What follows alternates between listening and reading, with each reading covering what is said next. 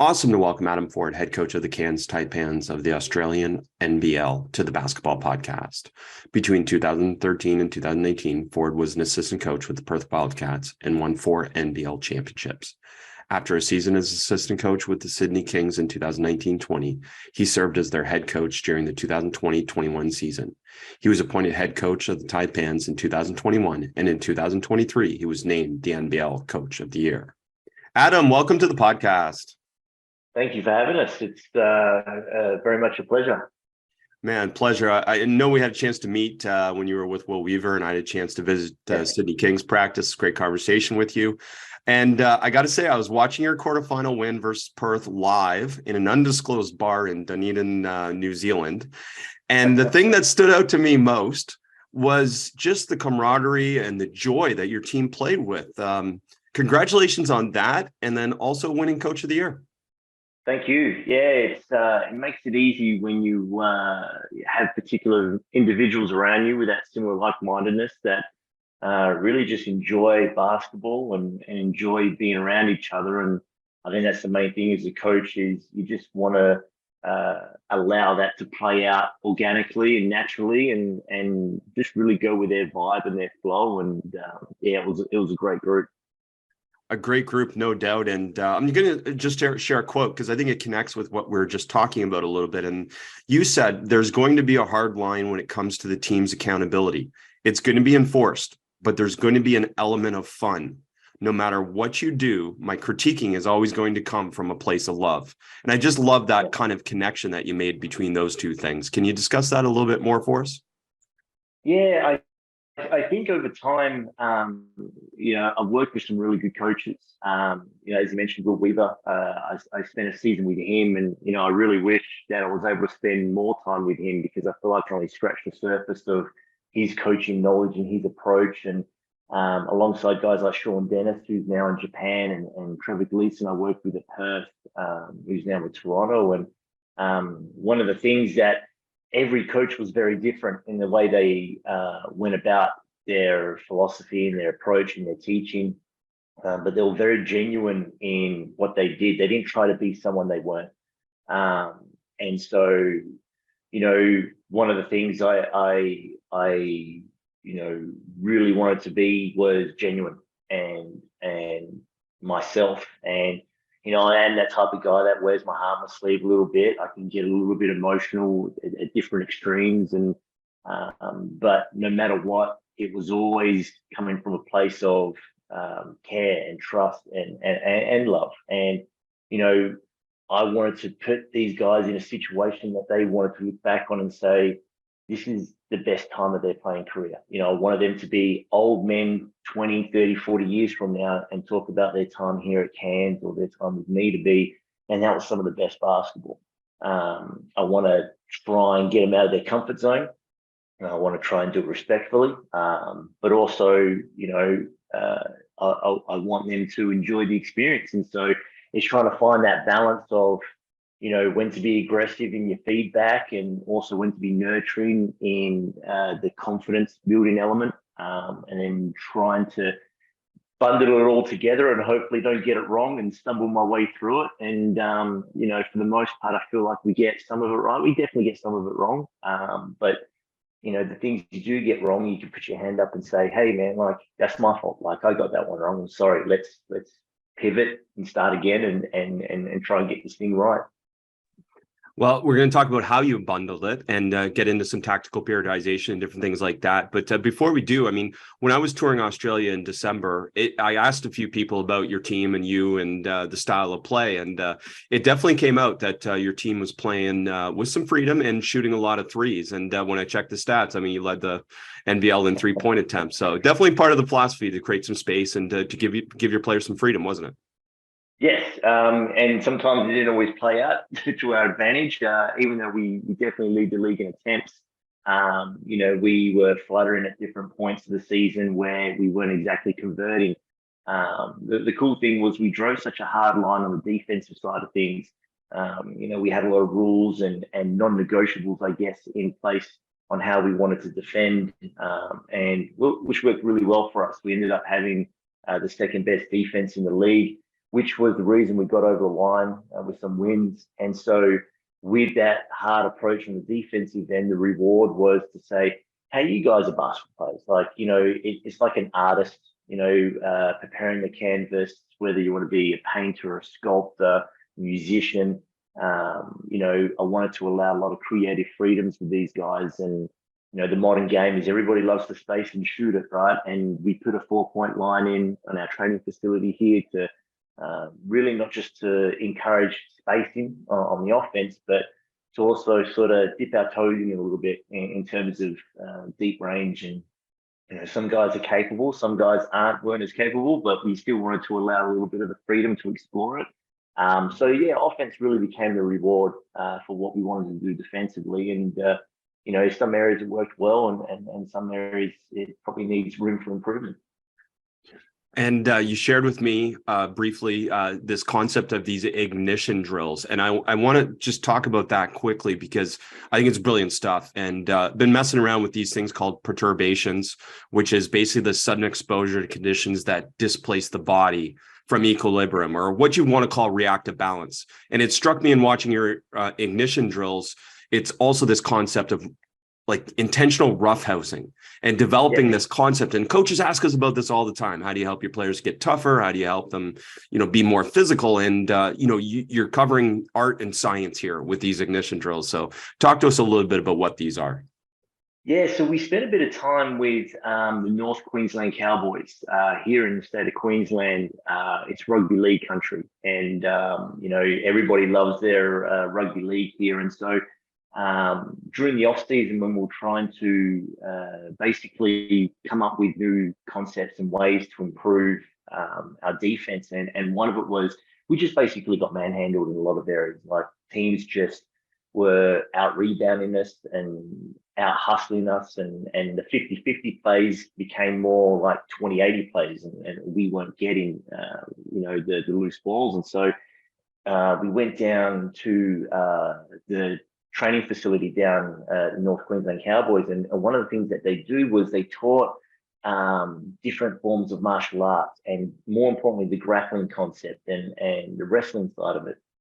And one of the things that they did was it was controlled, because obviously if you just try and do this without any real education piece behind it, you just run the risk of getting hurt, just like with everything in regards to physical play. And so we wanted to have an element of practice where we say, hey, we want to teach guys to be able to absorb some contact and inflict some contact and test the boundaries also of what's legal and illegal in officiating.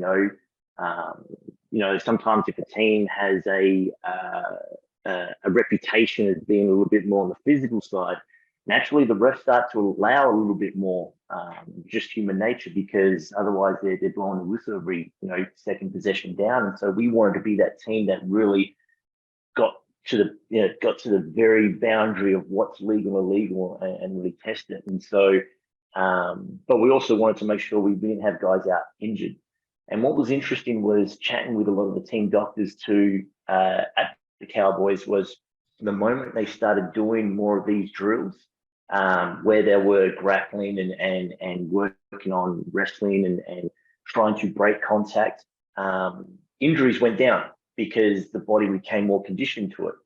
And that was a big problem for us last season, was we had a lot of guys go down hurt and injured just from random injuries, small things that became big things, and some major just like season-ending type injuries. So let's do this at the start of practice. And one of the things too was we did it to start the day, because if you come in and the first 15 minutes of your practice is wrestling and boxing out and hitting the guy and taking an elbow to the ribs, and your teammate trying to look for your floating rib and antagonize you a little bit, that almost set the bar of how the day was going to play out. And so when we started doing these drills, what we started to find was it became more second nature just to play with that physicality, but it just set our day up. And suddenly our scrimmages were more intense. Our low days became more intense. The amount of times where we had to taper back a little bit on drills because it was supposed to be a low day leading into a game or something along those lines. And, the guys were all up and about because we just spent 10, 15 minutes doing these ignition drills. And we used contact. We also did speed work. We had great partnership here with CQ University. And so our high performance team was, really exploring. And because it was unfamiliar territory for us. So there was no real template. For us, it was, hey, let's see what works. And player feedback was massive, which also gives you a little bit of player buy-in. But there were guys who would walk away and be like, hey, I love that. Or sometimes you just watched how they interact with each other, and afterwards they're all clapping and they got hands in, and you're like, okay, let's do that one again. That worked really well.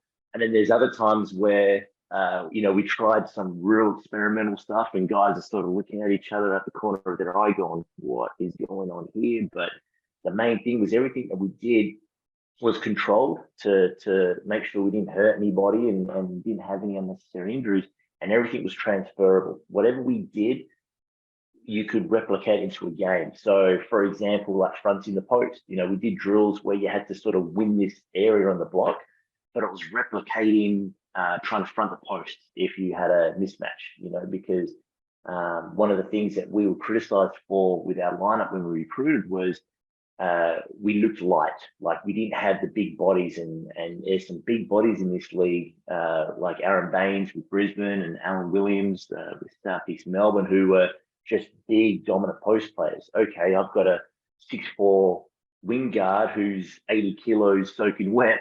How's he going to battle if we decide to start, switching defense or whatever it may be? And so these played into that, and it was kind of cool when you could see some of the results play out during the game. It's great stuff, and you can tell it's fun. It's fun, and I've done it with again my under 11 girls team, and there's 1 foot. They're on 1 foot. They're dribbling a ball.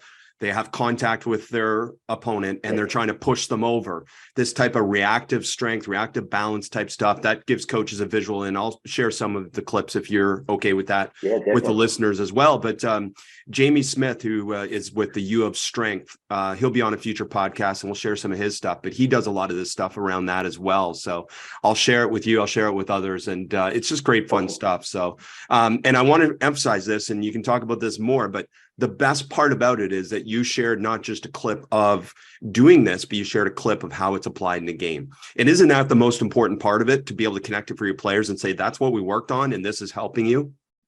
Yeah, and everything we did, and this is also what we're going to touch on with the tactical periodization, was everything that we did at practice, it had to be transferable to the game. And then also it was important for us coaching staff to be able to get those small clips, because the clip I showed you is Bull battling Baines in that low post area, and it doesn't get a stat.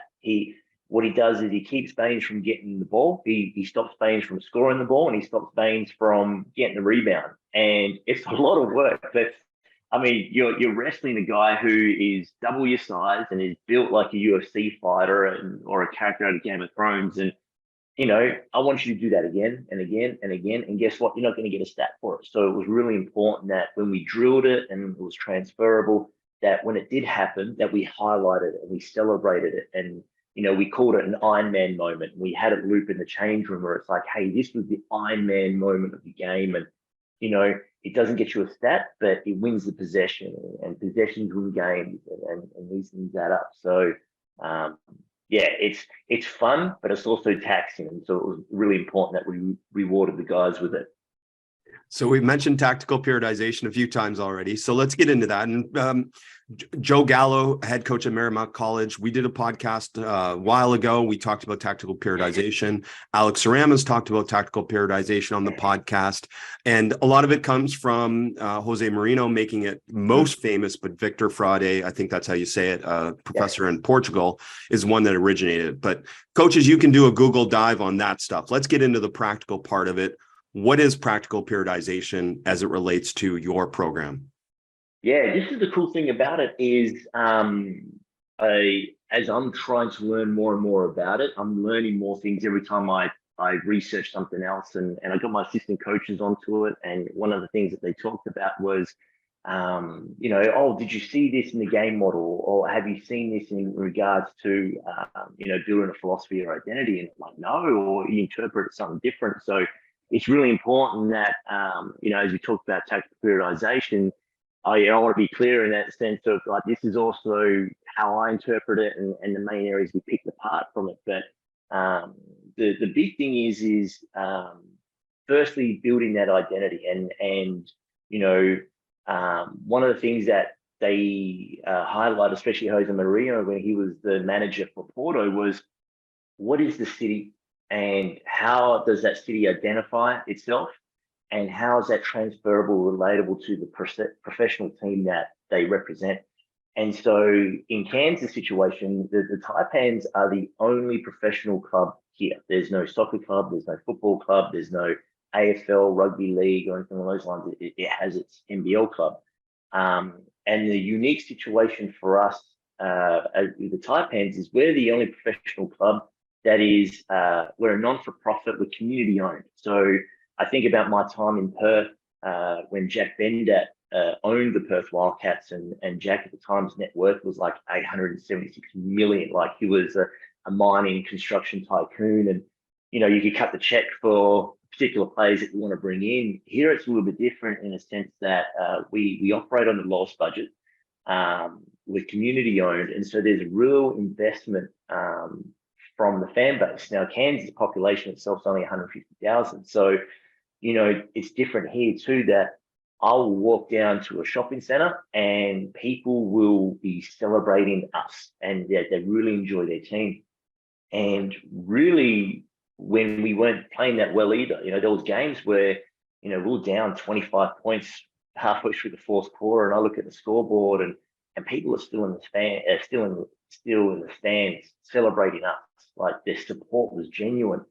And so when we adopted this model, and that was the first thing I really took away, to say, okay, the game model on how we want to play and how we want to represent Cairns has to include an element of how does the city identify itself and what is valuable to them. And so I spent a lot of the off season just chatting with the fan base and sponsors, and hey, what excites you? Like what makes you want to come down and watch a Taipans game? What makes you proud of this team? And one of the things that, and most teams can relate to, but especially Cairns, is because we're a lower budget, they love the underdog status. They love the idea of second chances. They love the idea of, discovering these young, rookie players out of college who they could sit on the bench and take 2-3 years to blossom into their role, or they could just come here and just be thrown straight into the spotlight and a real single swing type mentality.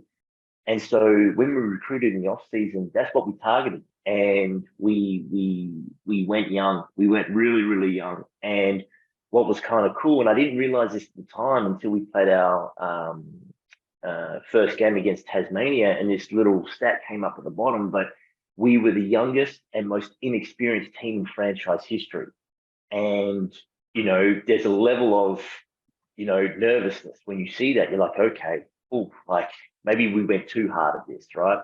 But the community wanted youth, and they wanted fun, and they wanted to be fast, and they wanted to have a little bit of swag, and because it's a touristy town and we wear bright orange, and that's our personality, and so that's what we recruited for. And the cool thing about it was, by the end of the season, we recorded the second best win rate in franchise history. So he's the youngest team, most inexperienced, that was picked to finish last, and now we were one game from top spot.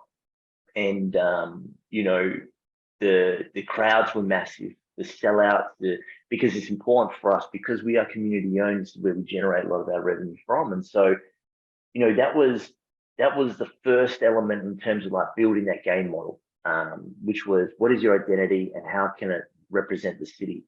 And then the next part to it was more in the tactical and the periodization side of things, where it said there's 4 moments in the game.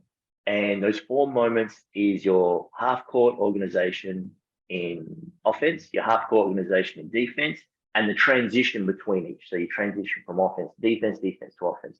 And everything you do in building out your game style and your day-to-day practice and also planning out the year, whatever you implemented, like for example, we just talked about the ignition stuff and even shooting drills to how we scrimmage, had to fall into one of those 4 moments in the game. And that really, it was amazing because it expanded my way of thinking in terms of how to approach practice, but it also gave me a real narrow focus. And always came back to answering the why. And I know this is where I've watched a lot of your stuff, and where you're big on is like the no free man weave.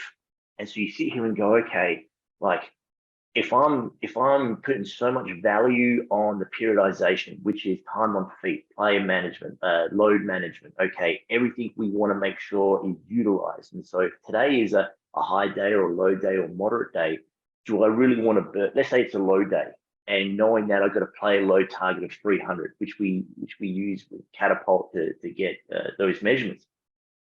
Okay, if I do 5 minutes of 3-man weave as a warm up, well, that's going to add up to about 60 in sense of play load. So boom, there's already 1/8 of my practice. Okay, what a waste of time that was. And so the cool thing about it was, with this tactical periodization and referring to the 4 months in the game, okay, instead of 3-man weave, I'm going to do this 3-man shooting drill. And what I'm going to do is I'm going to put 4 seconds on the shot clock. And I'm going to tell the guys, you start here, you start here, you start here, and I want a corner 3. And the only thing is you have to shoot it before the siren goes off, and the shot has to come below the break. And then you don't overcoach it. You sit back, because in the back of your mind, you as a coach, you're like, hey, I want crisp passing, and I want passing with the outside hand, and I need you to go kick. And as you're running to the corner, I need you to look over your shoulder. I need you to plant your outside foot and rhythm. No, forget all of that. Figure it out. You got 3 seconds to get this shot. Go. And now it's all the things you wanted from a 3-man weave, because it's interesting when you talk to coaches, as you know, and you say, okay, what's the benefits of 3-man weave? Oh, it promotes passing. Does it really? Oh, it's a warm-up drill. Okay, I've got a better warm-up drill. And so when you use this and you see it rep out a couple of times and the siren runs out before they get a shot, and that part of your brain as a coach that goes, stop the drill, tell them what they need to do. And you're like, no, let them figure it out. Like, let them figure it out. And so you just sit back and you watch it evolve, and then they start talking and they go, hey, you got to do this, and you got to do that, and this is going to be passed. And before you know it, now they're getting the shot off in time, but it's an ugly shot. Okay, now they start thinking about the getting the balance in their feet, and then shooting the 3 ball and how they want to finish it and how they want to rhythm it. And then as they start to get good at that, you go, okay, I'm going to chuck 2 defenders in. So now it becomes this 3-on-2 transition defensive drill. That's more relatable to the game because, as we mentioned at the start, we love shooting threes. Okay, I want to make sure I get a lot of corner threes. And for me to get corner threes in transition, you better get there and get balanced and get ready. And so suddenly now in this warm-up drill that has evolved to the point where it transfers directly into a game, and you're building good habits that you value in terms of your style of play, which also comes back to the fact that the community goes, hey, we love teams that shoot a lot of threes. We reckon it's fun. And it all just circles back into this cool concept of, again, tactical periodization, which covers so many different elements. I mean, that's just one random little branch that, I can go into 1,000 different examples, but that's one there that was really cool and suited us perfectly. Well, we're going to go in a few other directions with it, but I just want to emphasize that again. 3-man weave is a metaphor for fluff, basically, is what I would say. There's a lot of things that we do in practice as coaches that, if we reflect back on what you just said about these 4 moments in the game and go, is this drill helping my players or our team improve in these 4 moments of the game? And there's so many things that we can reflect on and say, no, that does not actually help us. So why are we doing it? And just go, is there a better way? And what you're just saying is, yeah, there's a better way if you really think about it. And that's great. And I do want to kind of bring this back a little bit. The tactical periodization structures learning and training to mirror situations that reflect coaches' game model. So what is a game model? Give us a simple understanding of what your game model would be. You talked about the why a little bit based on understanding your area, your geographic location, the fan base, but also understanding your players and the different things that come with that. So how do we go about approaching a game model? Yeah, so I guess the big thing with the game model, especially, is how can you get the technical, the conditioning, and then also the decision-making elements, right? And if we build that out and everything, and especially as we talk about like the why with each drill and so forth, but the game model has to be, okay, if we're talking about transition defense, right? And what we value in our transition defense. And let's say we have these set rules. The game model is, okay, like the tactical side of it and the conditioning side of it. Well, you can drill that. You can be overcomplicated in the sense of saying, okay, these are our rules, right? I want you to sprint back. And when you sprint back to the 4-point line, the first person needs to declare ball, and the second person needs to protect paint, and then the third person can load to the ball side. But then also you've got to keep one eye on who's most dangerous, who's a 3-point threat. And then as more players start to come through, then you start to filter out from the weak side, and the final rule is anyone guards anyone, and that's the tactical side of it. And then your conditioning can be just running the drill. Let's run it, let's rep it out, let's do multiple times. But where's the decision-making element, right? Where's the part where the guys are on the court going, hang on a sec, like I'm protecting the paint, but then I've got this guy here on the perimeter that's Steph Curry. Am I going to stay in the camp? How am I going to close him out? And how am I going to close him out differently to a non-shooter? And so then that's when you start adding in the idea of like small-sided games, or you chuck in different types of circumstances where you say, let's make it a drill where it's 5-on-3 and 2 defenders coming back, which is a pretty standard transition D drill, which anyone can do. But I'm also going to add in an element where no one's allowed to talk, and no one's allowed to say anything. And now you've got to figure it out with your non-verbal communication. And non-verbal also includes your body language and how you carry yourself. So I'm looking at you and going, okay, you just put your hand up and you've declared ball. Okay, I'm good with that. I'm going to sprint back and protect the paint and show with my body language that the rim's protected, and the next person can move on to that element. So that's what's really important, especially with the game model, is that no matter what you do, it has to tick all 3 boxes. Why can't we do conditioning and tactical and decision making, and every drill that we do, whether it's a low day, a moderate day, or a high day, we tick those 3 boxes. And so don't waste time on feet by doing something that you can wrap these 2-3 drills up into one and smash it out in 10 minutes. But the decision making element is massive. Like, the guys are playing the game. We can get guilty, and I say this because I was one of the biggest culprits of it, especially early on when I started. Well, you keep stopping it and be like, no, this is how you do it perfect. This is perfect. The game's not perfect. The game's full of mistakes, and it's usually the team to adjust comes out on top, and it's the players that need to make the adjustments. So that's what's really important with the game model. Piggybacking on the no communication thing, obviously we've talked about it before on the podcast about if you shut up, the players get a chance to be able to take ownership and take charge, which is important. But the other part of it is that perception precedes communication. So working on that part of it, your players seeing it, and by the time they communicate it, it might be too late anyway. So working on their perception and their ability to be able to see it before is so cool. But I really want to come back to this part where you connect this idea that every game action involves the following: a decision, right? This tactical dimension. And we're obsessed with the second part, which is an action or the motor skill, the technical dimension. And as basketball coaches, we're just obsessed with that part of it. And sometimes to the detriment of that tactical part of it, which obviously is the most important part, is the decision. So talk to us about that, because this tactical periodization and game model helps you keep that in balance, doesn't it? Yeah, and this is what's really exciting about it is I think about, especially growing up in my early years with coaching, and one of my first jobs in basketball, I was a development manager for Basketball WA, and so you do a lot with youth, and you identify the 16, 15-year-olds, because it's different in Australia to like with the US, in that the high school system isn't as competitive here as it is in the States.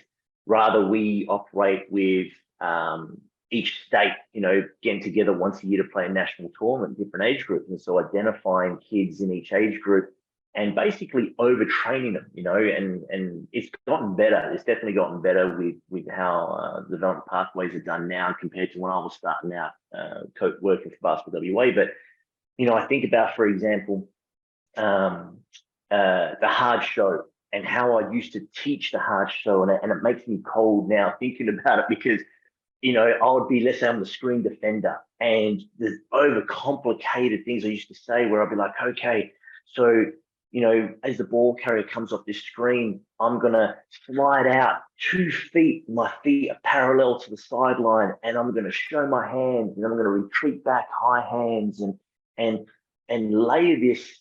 So it was also this one system fits all, which doesn't happen in basketball, right? Because everybody's got different traits and characteristics. And so the technical dimension, it used to be weighted way too much.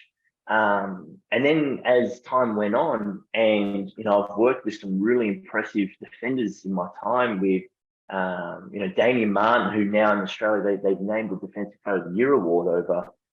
In my team right now, I've got Taji McCall, who finished second or runners up to Defensive Player of the Year in the G League a couple of years back behind Gary Payne II. And you watch these guys defend, and it's like, oh, wow, that's really good. And that there's no textbook for that.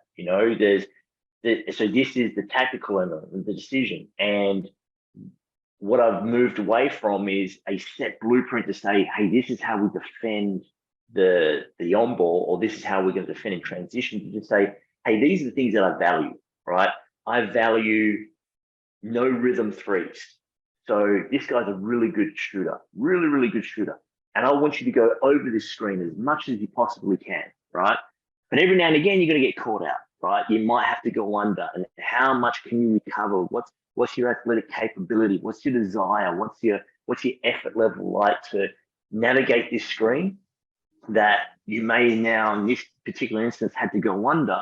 And how can you still get out and contest a shot and take away the rhythm free?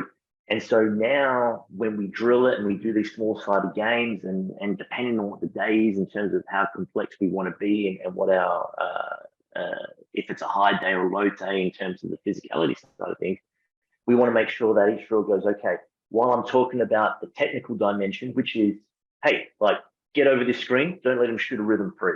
And if he's shooting it, it better be like heavily contested or even if it's uncontested and he misses it, count it. Like that's how aggressive we're going to be with this, right? But now there's also the decision element. Like there's the tactical side of it that you don't want to overcoach, right? Because the player has to figure it out. And then the cool thing about it is the power of observation, because someone else sits back and goes, wow, that's really good. But then they also aware of going, I actually not physically capable of doing that, because the guy I just watched has a 6'7" wingspan and I don't. And so I'm going to have to do things a little bit differently. And then they might hit early, or they might try and crawl in because they're really good at crawling in, take away space and absorbing contact compared to somebody else. And so this one size fits all concept that I used to teach doesn't apply. And it's the decision on the player that really, and because then after that, right, is, with that particular movement, right, you got the physiological side of it, and you got the decision making, which it all flows on. But the main thing is the player's decision element capabilities is probably more important than anything that I have to say in terms of coaching them through it. I love this so much. And the part that really has helped me in discussing this, especially with Alex Sarama, is this concepts of principles of play, which is what you keep coming back to here. It's like, it doesn't really matter what you run on offense or what you run on defense as a system. What matters is the principles of play, because then that becomes very adaptable. For example, spacing. Spacing is a principle of play. On offense, we want to create it. On defense, we want to take it away. How you do that varies, as you've already said, by potentially your area, your town, your personnel, and then a little bit of your coaching philosophy, but those principles of play are so important. Can you just dive a little bit deeper with that about how that directs how you approach coaching? Yeah, and so it's got to be specific, right? It's got to be okay. Let's say let's talk about like the spacing side of it, right? So something we did, which raised a few eyebrows here, especially, is we put in a 4-point line. Now, I know a lot of NBA teams have done that, and this is probably where I got the idea from. Was like, I really like that. I want to do that here, and it was a little subtle way of hey, the 4-point line's fun because you're going to shoot from it, but it's also, this is where I want you to be on like your starting point. You know, want to open up the floor a little bit more, and so without overcoaching it.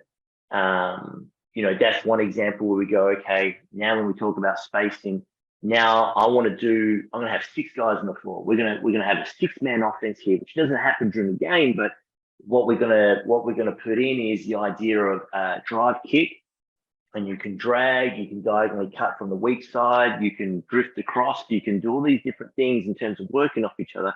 But I've got 6 defenders to really crowd up that space. So I put in the 4-point line, which is encouraging spacing, and now I've taken it away by putting a 6th defender. And then the big part to that is the struggle. Like, the boys have to be frustrated. Like, you can see it play out where they sit there and they're like, this doesn't work. What? And you give them like, make it work, like do it. Like you got to figure it out, like make it work.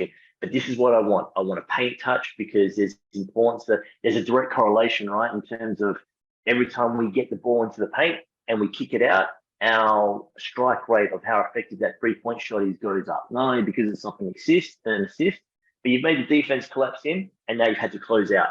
So I haven't told them that, but I'm doing this drill because I want to generate that type of shot. I want to generate a 3-point shot off an assist that the defender has to create off a long closeout. But we don't need you got some players that want to hear that. You got some guys that don't want to hear it, but you want to build it out so then that becomes the end result and becomes second nature. And what helps in the learning process is the struggle. So you make it complicated. You frustrate them, and then before you know it, the magic starts to happen, right? And they sit there and go, you need to do this and you need to do that. And then they start talking about things and they're debating it, and then they're coming to a common ground, and then okay, let's do it now, and it's starting to work. But I just want to go like struggle, fight for your learning, struggle. I love that because you referenced this a few times, and you're not saying make it physically harder. And that's where a lot of people think, oh, we make it harder by making it physically harder. No, you're making it mentally harder on them by not giving them all the answers and putting them in a situation where they have to figure it out. And to me, that's again what you want to do. You want to put the ownership on them to help figure it out. And then if you need to, as a coach, you can offer guidance if they need it. Can you talk about that process a little bit more, about where you do step in and provide guidance? Yeah. So and this is also part of tactical periodization, where we have 3 different days. So this plays into the conditioning side of it, but also the mental side of it. So we'll have a high day, and a high day is basically full court scrimmaging. We might do some small sided games, but the reality is we want to get out and play. We want to get out and run. We want to enforce our transition offense, our principles, our rules, and same on defense. But I won't coach a lot of it. And if I do, it's coaching on the run. I'm like, run alongside them, and I'm yelling, hey, remember, get below the break. Like, or hey, remember, extra pass. Or the ball's stuck too long. You got to move it on quick. And so there's not a lot of coaching going on those days. But then there's other days where, let's say it's like a moderate day. And so we want to keep that same level of game intensity. But the moment you open it up into the full court, now you've got another high day. And especially during the season, it's important that you don't have too many of these high days, because it comes to game day and you just burn out, right? And this is, I remember when I was a kid growing up, and it was, you trained hard every day. And then before you know it, you get to a point in the year, like, I'm just burnt out. Like, my knees hurt. And, I'm 15 and I'm walking around like I'm 50, So coming back to the mental side of it is, on these lower days where we go, hey, we want to keep it same game intensity, but we're just going to keep it in the half court. We're going to make it live on the rebound. And once you get the rebound, we stop, we swap, and we start over. those are the days, and even now trying to manage it is how much do I really want to step in and take over the practice. An example I can think of is, especially when we're preparing for a particular team. Let's say this particular team is a better 3-point shooting team than most others. We have what we refer to our half-court defensive organization. We refer to it as our home-based defense. So majority of the time, this is how we play defense in the half-court. And we'll adjust it depending sometimes on the team we play or the personnel we have available. We might have a real good drops defender, but he's out this week, because he's sick or he's injured or whatever it may be. And so now we're playing a little bit more small ball. Okay, our home-based defense this week is we're going to switch everything or we're going to get out hard for the on ball. But for the most part, our defense stays relatively consistent. So if I see something which falls into the realms of, hey, that's not what we do. And an example of that is, let's say, chopping the feet on the closeout. I want to have athletes on the floor that are able to close out the 3-point shooter and be able to move your feet and stay in front of them and protect the keyway. Look, I'll live with a mid-range. But the mid-range shot I'm living with is side contested or rear view contested. The offensive player still has to feel you there, right? But the no chopping of the feet is non-negotiable for us. So if I see something happen once, straight away, I'll step in straight away. But if we're talking about this particular drill and we're working on defending the dribble handoff, and I know that I want to gap it and fight over, but it's one of those ones that fall into the realms of, hey, if you're athletically capable enough, though, that you have to navigate this screen this one time you go under it, and you can still get out and contest the shot, I won't pull them up the first time. But I might pull them up the third time because now that guy's just hit the third shot in a row, And so this is where, having the player figure out himself, the first time he nails a 3 because he defended the dribble handoff incorrectly, I'll be like, you just make a little, you give just a subtle cue to say, I'm not happy with that. And then the second time is, mate, how would you redo that again? And we video practice, and one of the things we do a lot of is a lot of video review with individuals as in a group, because sometimes as well, you don't want to waste guys' time because this particular clip doesn't apply to 2/3 of the team. It just applies to these 2-3 guys. So let's get them individually and talk about it here. But yeah, the ones where it's the non-negotiable, straight away, pull them up. Not good enough, do it again, right? Because that this is in our DNA. This is our home-based defense. This is the non-negotiable. But the ones where it's more about exploration and maybe a subtle adjustment or a tweak because, hey, this team's a better 3-point shooting team, or this team's got a guy, has got a 4-man that off the dribble handoff is a real threat when he fakes the handoff and slips on the rim. So we're going to gap it a little bit more, or we're going to defend it differently. That you allow a little bit more room to operate with that trial and error, I guess is the best way to put it, before you start pulling guys up and saying, all right, no, here we go. We're getting this wrong. This is how I want it done. But the cool part about it is I've got enough smart guys on the team that they help each other out. And this is what I do. And this is how I've defended it. And allowing allowing that peer review with the struggle, because the guy starts getting frustrated, right? He's getting frustrated, why can't I get this to work? And believe it or not, man, it's part of the learning process. This gives me more confidence than me stepping in going, this is how you're supposed to do it. And he nails it. Okay. But are you going to remember that in 2 weeks' time? Are you going to remember that come game day?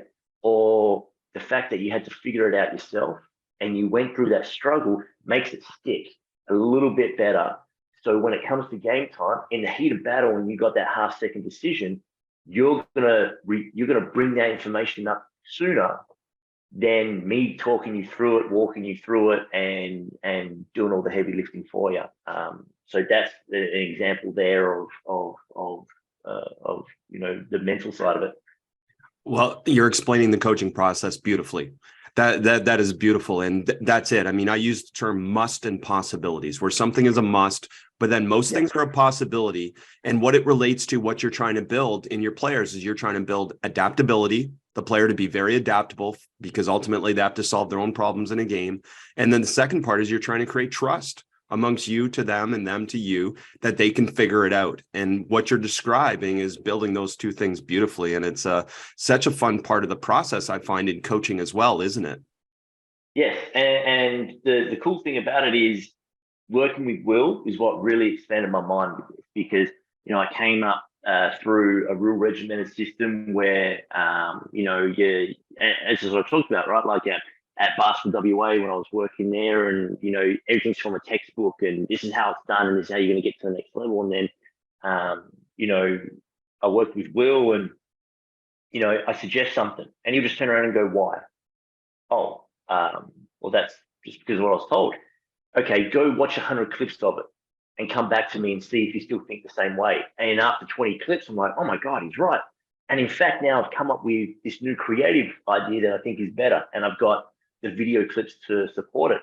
And the other part too, a byproduct of it, is when coaches talk about that player buy-in, I think this is really, for me, I found what it was in a sense of the buy-in, because I'm willing to adjust. You did a great Q&A one with Dave Fisher, who I love. I reckon I can listen to him talk for hours and hours and hours.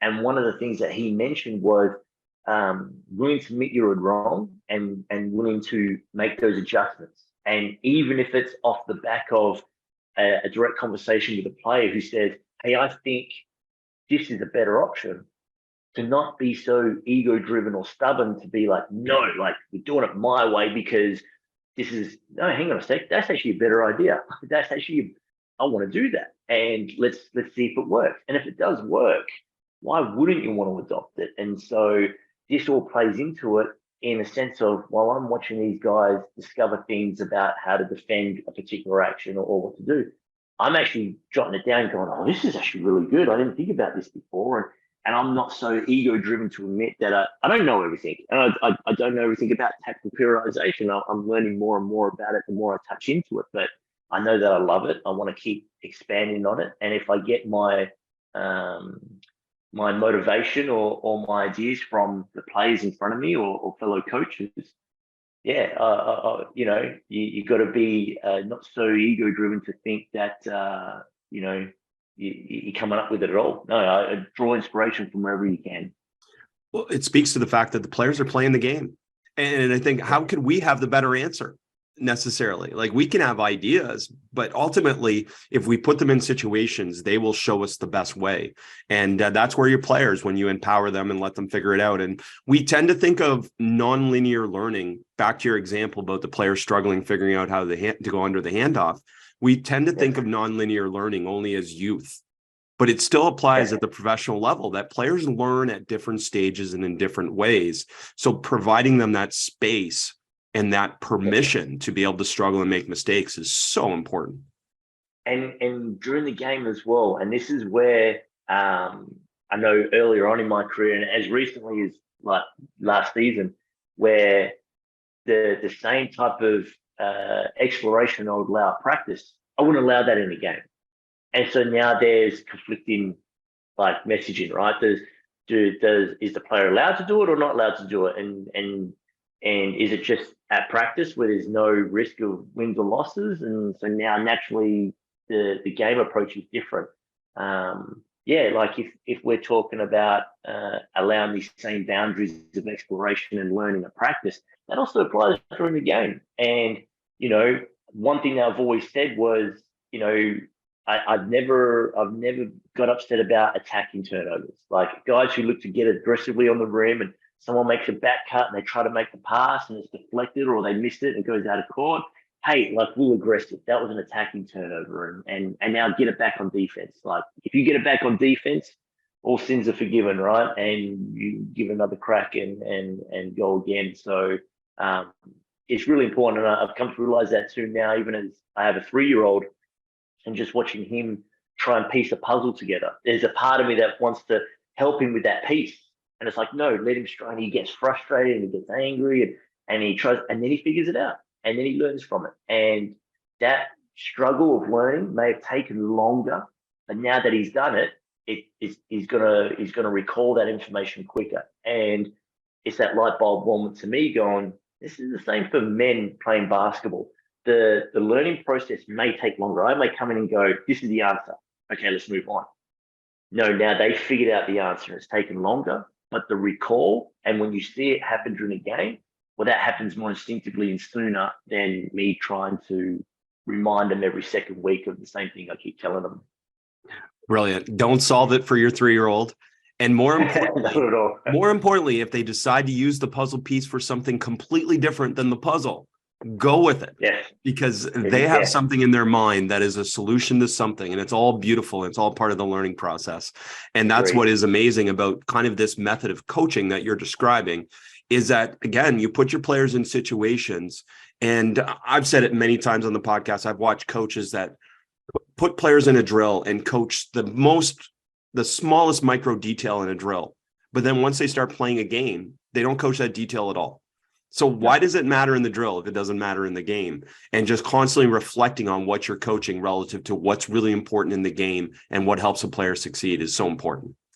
Agreed. And I know I was definitely guilty of that. And this is where it's cool again when you come back to the tactical periodization side of things is, there's a day we call a captain's run, right? We used to call it a low day, but when you tell guys it's a low day, they automatically switch off a little bit. So we refer to it as the captain's run. So the physicality side of the drills are lower, but you want to maintain that game intensity. So you just say, okay, we're live until the shot goes up and then there's no rebound. But now you can add in, there's a little bit more teaching element, or there's a little bit more relevance to, hey, we're playing Sydney this weekend, and this is how we want to defend the on ball, and there's a little bit more stop start, and you can allow that. But then the other day, like I sort of mentioned, is the high day, and this is where there's not a lot of coaching going on. There's a lot of player interaction, there's a lot of player talk and trying to figure it out, and it's a high intensity. It's one of my favorite days, but there's more coaching, I think, from me to myself to say, don't say anything. Like,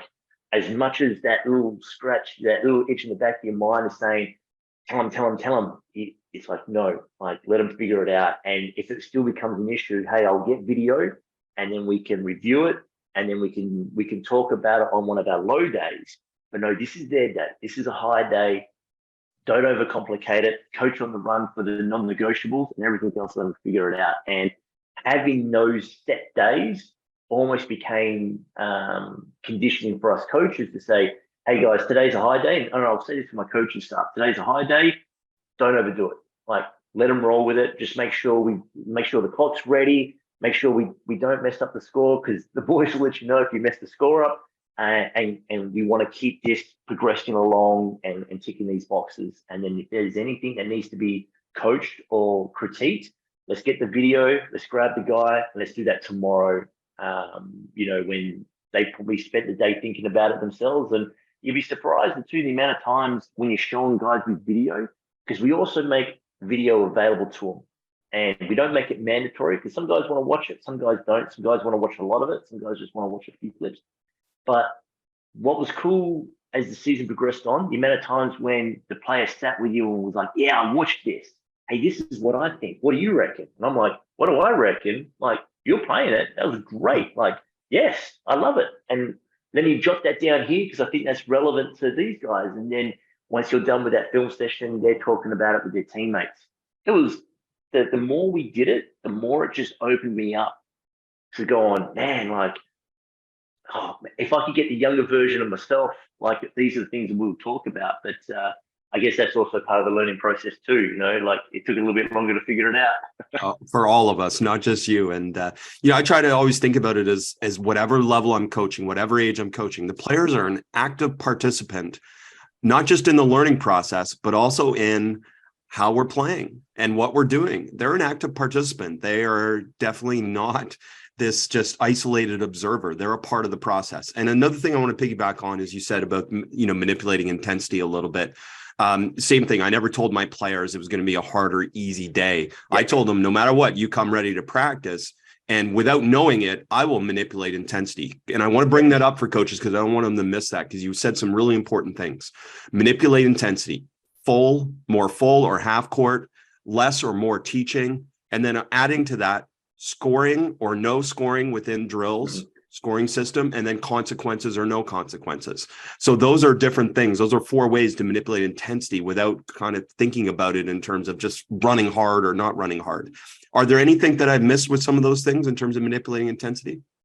No, nailed it. And every now and again too, we'll throw something in just like a spanner in the works, just to again have them figure it out, and they'll get frustrated with it. So, for example, let's say it's one of those moderate days, and a moderate day, we would still go full court, but it'll be like down backstop, and that way you can still just manage the payload. But we might do it where we say, hey, there's 6 defender, so there's 6 defenders. So we've got our press break offense to try and break the trap or a full court man pickup. But now there's a 6th defender, and the guys will go, oh, what should we do now? Or this doesn't work. I'm like, who cares? Figure it out. It's never going to happen during a game. There's never 6 guys in the court. So let's run our offense. But if the offense doesn't work, how are you going to play out of it?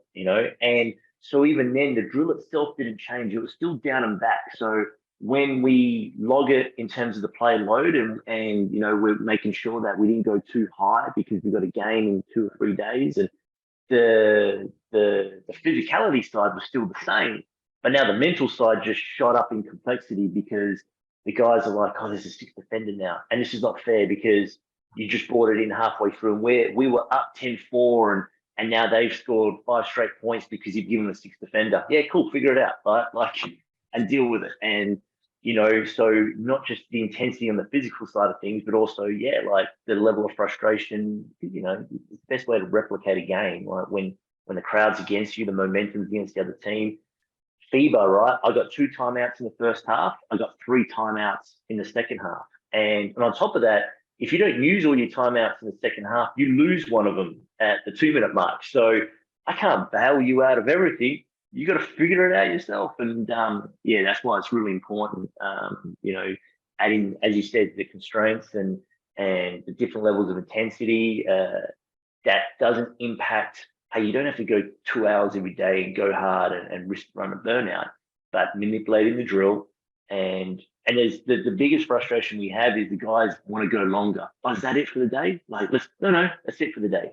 Process it, and we'll come back tomorrow. But it's really important, I think, not just for professional teams, but at every level. And I get asked a lot, how do you know it works? Because to me, that comes back to the fundamental question of all this. How do you know it works? And I'm going, well, how do you know basketball transfers to basketball? Well, you do, right? Like if they're playing basketball, and that's what no matter whether you go long or you go short, you go intense or less intense, you are always accounting for the 4 minutes in the game in almost everything you do. So it works, right? And it transfers. Exactly.